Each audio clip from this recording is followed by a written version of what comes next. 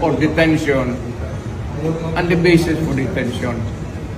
So, what is the law and what is the crime that I committed?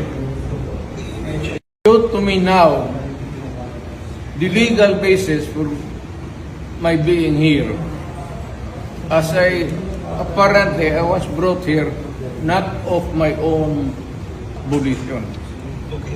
It's somebody else's. Kung hindi ibang tao, ikaw siguro, because this is your structure. So you have to answer now for the deprivation of liberty. General naman kayo. Alam mo ba na hindi man lang siya na-serve kung anong kaso kung pinag-charge sa kanya ngayon? Hindi niya alam. No? Kahit na PI man lang. Alam mo, ang charge sa kanya nasa dyaryo lang. And then, hindi pa kayo na ganito ginagawa natin. Sumusunod tayo sa isang entity na hindi na tayo member. Nag-withdraw na tayo. And yet, sir, you are the Prosecutor General. Yes. You know how to exercise due process.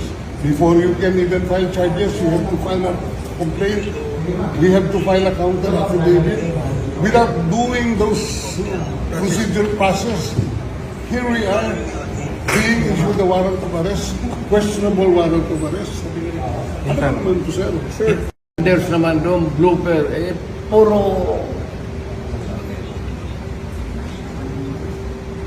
pagdating sa trial gan, tatawagin kita sa witness stand. Sabihin ko, you're the person who arrested me. May I know the reason why? Have you read the documents? Or at least, have you read the case at that time when you made the arrest? So that you would be guided to what you should know. Yan lang yan.